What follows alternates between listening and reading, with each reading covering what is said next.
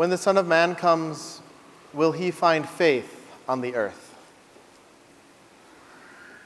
Might seem like a silly question for those of us who are gathered here on a Sunday morning. Say, of course he'll find faith on the earth. Aren't we his faithful people? And yet when we look at the world at large, it can sometimes seem like faith has less and less value, or seems to be less and less effective. What is becoming of the world that surrounds us? Last weekend, I was not with you all here. I was in El Paso at a conference put on by the Diocese of El Paso and some other Catholic ministry groups, discussing issues impacting the border and immigration and all that sort of stuff. And one of the people that was there at the conference with me was inspired to want to do something artistic. And so during a break, we said, okay, well, let's go find you some colored pencils. That's what he wanted.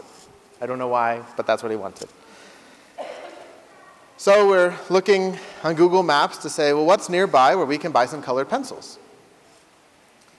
And there's a Walmart. I think, well, Walmart should have colored pencils. So we go off to the Walmart. We arrive at the Walmart. But the Walmart is closed. The Walmart is surrounded by a temporary fence. And along the whole backside of the Walmart is a block-long ofrenda in memory of the 22 individuals who lost their lives in that very spot because of the hate and the aggression of a man who had driven hundreds of miles, the sole purpose and desire to kill people because of the color of their skin and their nation of origin. How quickly we forget when these things touch us. How quickly I forgot that just a few months ago on August 3rd, this had happened in this community. All that was on my mind was colored pencils. And yet for the people in El Paso, that reality, that pain, that raw and inexplicable sense of loss was still very ripe in their hearts.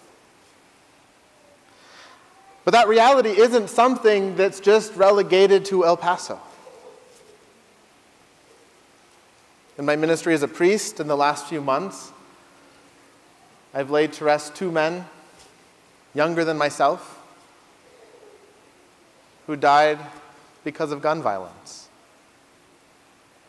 And a third, recently having graduated high school, who took his own life.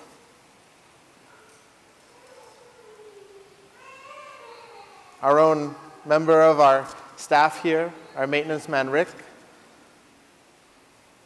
also recently was shot.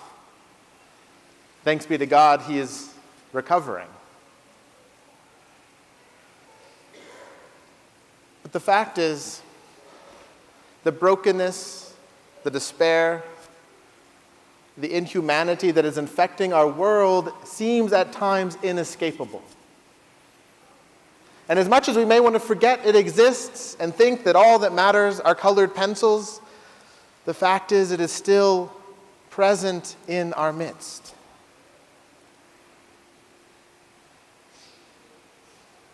So what does that mean for us as people of faith? What does that call us to? Well, our gospel today, I think, gives us a very clear response. Jesus tells us this parable of a widow, someone who has no power, no voice, no standing, no status in her world. She might as well be invisible. And she's confronting an unjust judge. She's having to stand up against something that seems like it will never change, beyond her capacity to move. And yet she persists, she perseveres. She continues time and time and time again to beg for justice and mercy and goodness and truth. And why? Has she been taken over by anger? She motivated by hate? She filled with fear? No. She does so because she trusts in God's profound love, mercy, and justice. She does so because she believes so much in God's power that she's not concerned with her seeming lack of her own. She does so because she knows that God's truth is the truth that reigns supreme, if she but only finds in herself the courage to continually ask for that to be made visible in her life here and now. When Jesus tells his disciples that they must be praying without ceasing, the example he gives is of a woman invested in action. She's not a passive bystander.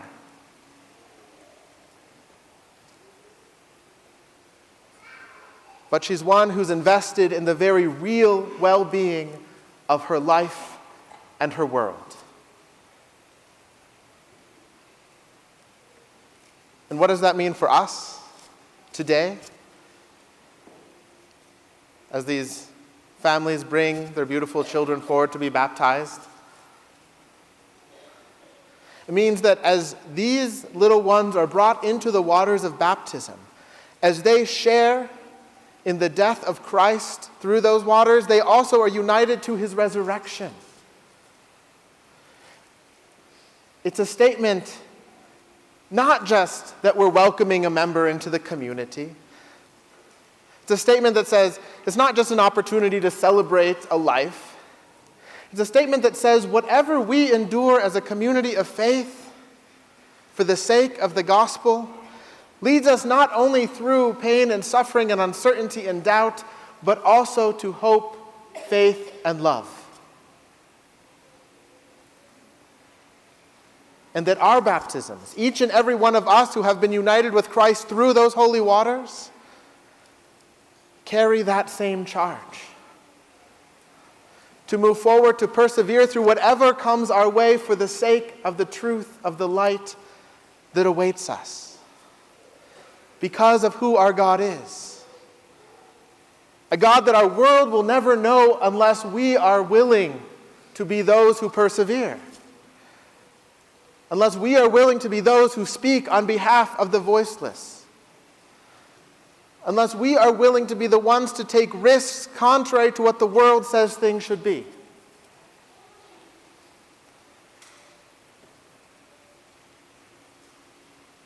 When we are the ones willing to say,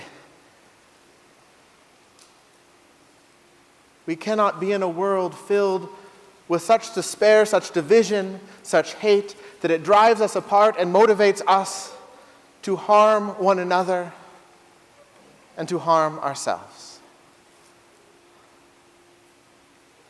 When we say that life carries such profound value, that what we do today we know will impact the lives of these children for years to come. And every choice and action we make, even if it seems and feels insignificant, contributes to the whole. In our first reading, we see this kind of goofy image of Moses having to stand with his arms outstretched. The Israelites and Amalek's army are in battle. And as long as Moses stands there with his arms outstretched, Israel's winning. Good seems to be triumphing over evil. And yet, whenever he gets tired, whenever he lets his arms down, they falter. And so does he stand there? Does he say, well, I just have to either white knuckle it through, we just have to persevere no matter what, or does he just give up and walk away? No. His companions come to surround him, to support him, to lift his arms for him. That together they stand as a testimony of faith in the God that they knew had led them through the desert.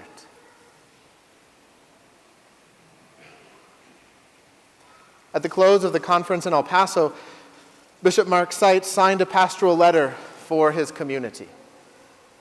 And in it, he called them, even in the midst of their pain, even in the midst of their anger, even in the midst of their profound sadness, to continue to be a people with open arms, to continue to be a people of love and compassion, to continue to be the sign of all that they had lost sight of in the world, in the face of violence and hatred.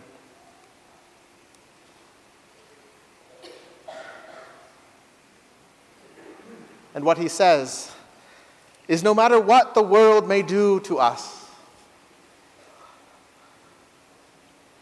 what can it threaten us with? It can threaten us with nothing but resurrection.